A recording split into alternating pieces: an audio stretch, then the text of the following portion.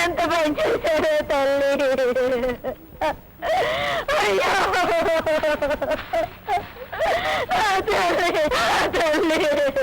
ఏంటమ్మా, ఏం జరిగింది? ఎందుకు ఏడుస్తున్నావు?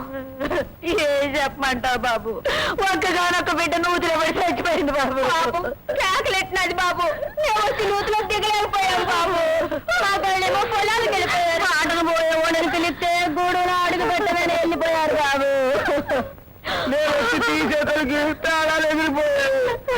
ప్రాణాలు ఎగిరిపోయాయా? ఎక్కడికి ఎగిరిపోయాయి? ఏది కింద పెట్టు, నేను చూస్తాను.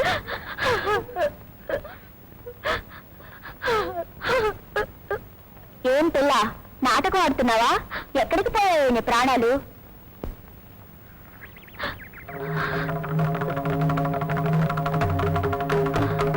ఏంటి నాటకం? పోయిన ప్రాణాలు కొద్ది కొద్దిగానే రావాలా? మొత్తం రమ్మనే.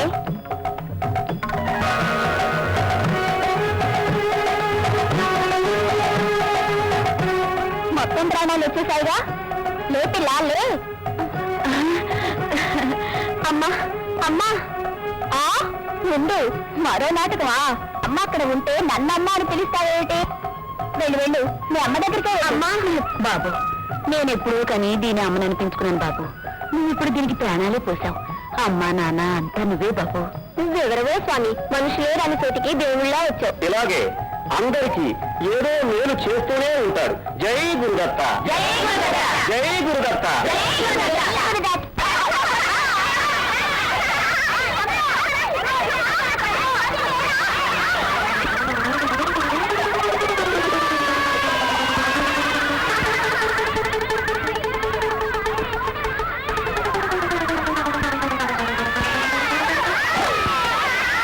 అబ్బబ్బబ్బబ్బబ్బబ్బా, ఈ గోల కాకపోతే మరో గోల. ఎప్పుడు నా ధ్యానానికి విఘ్నం కలుగుతూనే ఉంటుంది. ఒక్క క్షణం నన్ను ఏకాగ్ర చిత్తంతో ఉండనివ్వరు కదా. ఇక నేను యోగినయ్యేదెప్పుడు, సమాధి స్థితి పొందేదెప్పుడు?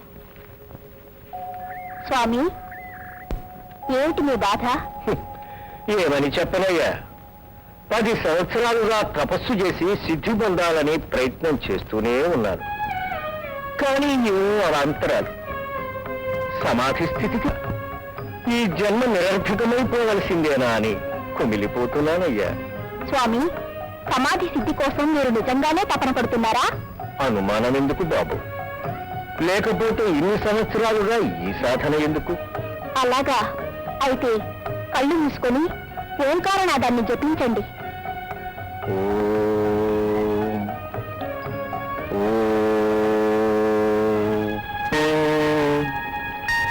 ఓం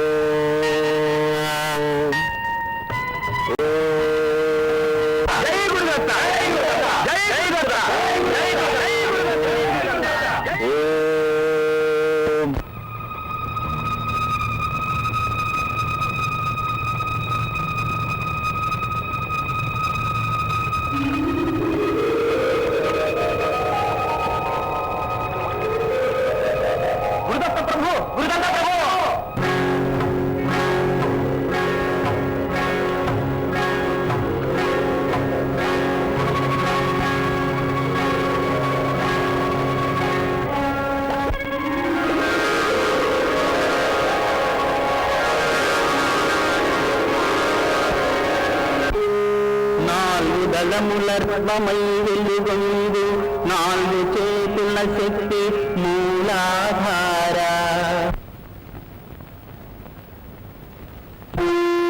6 దళముల నొప్పి పగడాల కాంతితో పద్మమది వెలుగొందే స్వాధిష్టానమై. 10 దళములు కలిగి అగ్గిలా వెలుగేసి పద్మమది మణిపూరమనది పేరా.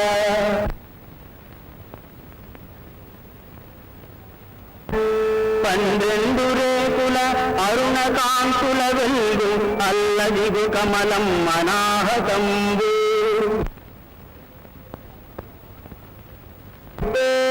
16 రేకులు నింగిరంగున వెలయ పైడవిల్లును పద్మమది విశుద్ధముగా.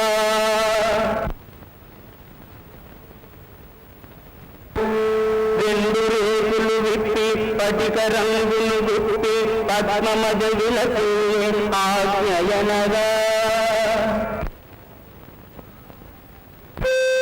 ఆరింటి కావల వేరేకుల సహస్రారాన అనగాంబయోగ మాత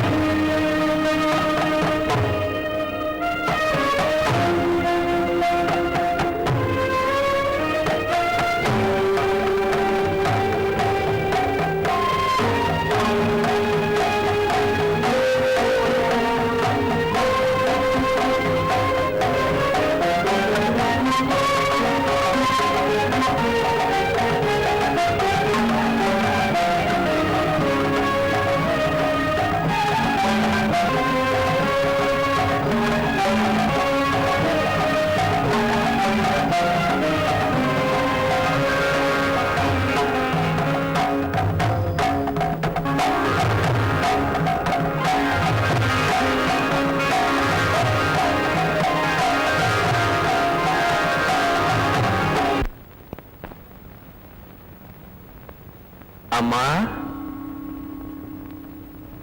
అమ్మా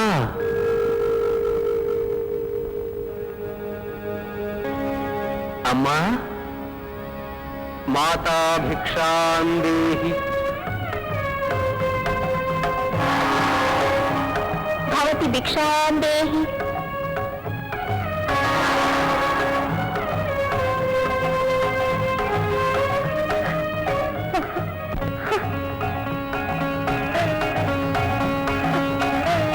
వచ్చావా నా తండ్రి, వచ్చావా? ఇన్నేళ్లకు గుర్తొచ్చిందా నీకు ఈ పిచ్చి తల్లి? రానన్నా, లోపలికి రా. అలా పర్వాళ్ళ నిలబడ్డావేమిటి? నీకు కడుపార అన్నం పెట్టి ఆనందించాలని ఎన్ని వేల కళ్ళతో ఎదురు చూస్తున్నానో తెలుసా? రానన్నా, లోపలికి రా. మాత, నేను భిక్ష కోసం వచ్చాను. భిక్ష ఏంటి నాయనా? నేను నీ కన్ను తల్లిని. అంది అనుమతి భిక్ష కోసం వచ్చాను. అనుమత? అవునమ్మా, భక్తుల రక్షణకై నేను సహ్యాద్రి నివాసిని కావాలని ఉంది.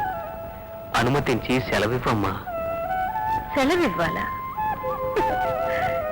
ఏళ్ల తరబడి నీ కొరకై కళ్ళల్లో వత్తులు వేసుకుని ఎదురు తెన్నెలు చూసిన నీ తల్లి మీద నీకున్న కరుణ ఇదా దత్త? నీ కన్న తల్లిని కరుణించలేని వాడివి భక్తుల్ని రక్షిస్తావా గురుదత్త? నీలాంటి లోకాతీత మాతృమూర్తికి కూడా పుత్ర వ్యామోహం తప్పదా తల్లి? నే వెళ్ళక తప్పదమ్మా. దత్త, నువ్వు యోగివే కావచ్చు, 10 మందికి గురువు కూడా కావచ్చు, కానీ నాకు ఈ మెట్ట వేదాంతాలు అక్కర్లేదు. నీకే చర్మదేహాన్ని ఇచ్చిన మాతృదేవతను నేను. అమ్మా? అవును, అమ్మనే. అందుకనే ఈ శరీరం ఉన్నంతకాలం నా మాట దాటరాదు. నన్ను విడిచి వెళ్ళడానికి నేను అంగీకరించను. అమ్మా, ఆత్మకు భిన్నమై రక్తమాంసమయమై నీవిచ్చిన చర్మదేహం ఇదిగో చూడు.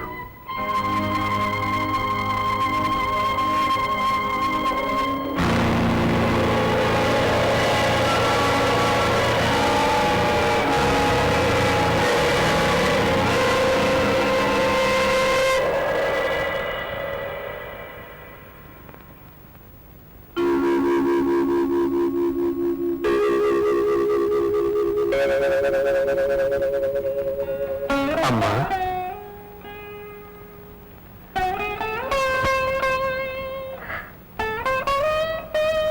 గురుదత్త, నాలోని మాయామోహాన్ని పటాపంచలు చేశావు. నీ జన్మను మేము ఆశించినప్పుడు మాలో ఉన్న జగత్ కళ్యాణ వాంఛను ఇప్పుడు గుర్తుకు తెచ్చావు. ధన్యురాలను తండ్రి, ధన్యురాలను. నువ్వు మాకు మాత్రమే దత్తుడివి కాదు, లోకానికే దత్తుడివి, గురుదత్తుడివి, త్రిజగద్గురు దత్తుడివి. నీ అవతారం లోకోద్ధరణ కోసమే. నీది సత్య సంకల్పం. వెళ్ళిరా నాయనా, వెళ్ళిరా. దేవి, ఇప్పుడు నీ పేరు సార్థకం చేసుకున్నావు.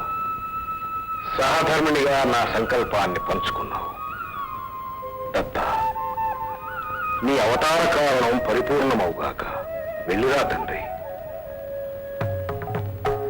జగత్ కళ్యాణమస్తు.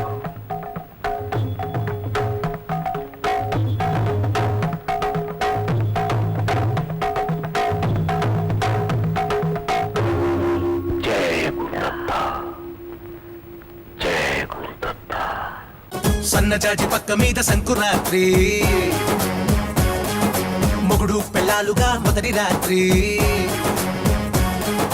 పెదవులు అడిగిన రుచి రాత్రి, కౌగిలి అడిగిన కసి రాత్రి, కవ్విస్తున్నది చలి రాత్రి, కవ్విస్తున్నది చలి రాత్రి. సన్నజాజి పక్క మీద సంకురాత్రి,